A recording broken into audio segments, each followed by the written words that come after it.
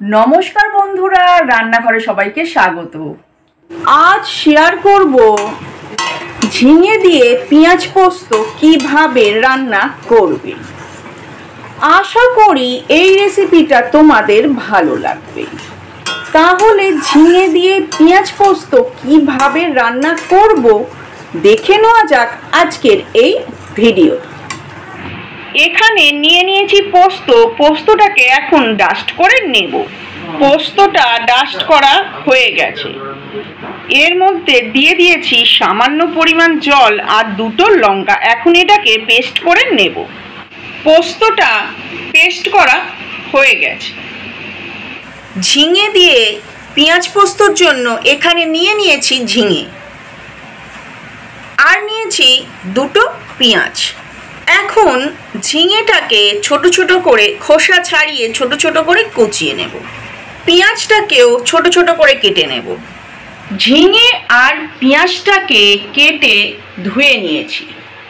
কড়াইতে দিয়ে দিয়েছি সর্ষের তেল। তেলটা গরম হয়ে গেছে। দিয়ে দেবো কালো জিরে ফোড়ন। দিয়ে দেবো পেঁয়াজগুলোকে। পেঁয়াজগুলোকে ভেজে নেবো আর গ্যাসটাকে এখন হাই ফ্লেমে করে দিয়েছি। পেঁয়াজটা ভাজা হয়ে গেছে। এখন ঝিঙেগুলোকে দিয়ে দেব।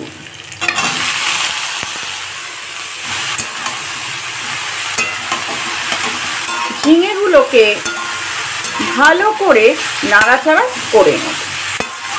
আর এখন গ্যাসটাকে লো ফ্লেমে করে দিয়ে থালা দিয়ে চাপা দিয়ে দেব। মিনিট পাঁচেক পর থালাটা খুলতেই গ্যাসটাকে হাই ফ্লেমে করে দেব।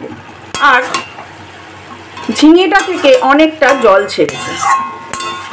আবার গ্যাসটাকে লো ফ্লেমে করে দিয়ে এখন এর মধ্যে দিয়ে দেব নুন আর সামান্য পরিমাণ হলুদ গুঁড়ো। দিয়ে দিয়েছি নুন আর হলুদ। নুন আর হলুদটা দিয়ে ঝিঙেটাকে ভালো করে নাড়াচাড়া করে থালা দিয়ে চাপা দিয়ে দেব। আর মিনিট সাতেক বাদে একবার থালাটা খুলে দেখি। ঝিঙেটা থেকে অনেকটা জল ছেড়েছে। এখন গ্যাসটাকে হাই ফ্লেমে করে দেব। আর এই রান্নাটায় যেহেতু ঝিঙে থেকে এতটাই জল বেরোবে তার জন্য আলাদা করে জল মেশানোর কোনো প্রয়োজন নেই। আর এখন পোস্তটাকে দিয়ে দেব।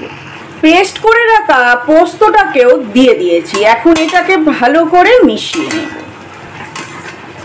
পোস্তটা খুব ভালোভাবে মিশে গেছে। এখন দেখে নেব নুন আর ঝালটা ঠিক আছে কিনা। নুন আর ঝালের পরিমাণ একদম পারফেক্ট আছে। আর একটু মাখা মাখা করে নেব।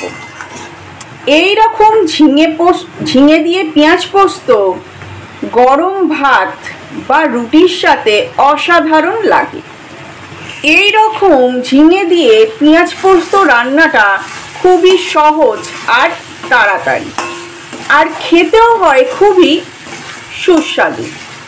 আর এইভাবেই ঝিঙে দিয়ে পেঁয়াজ পোস্ত রান্নাটা সম্পূর্ণ রেডি হয়ে গেছে।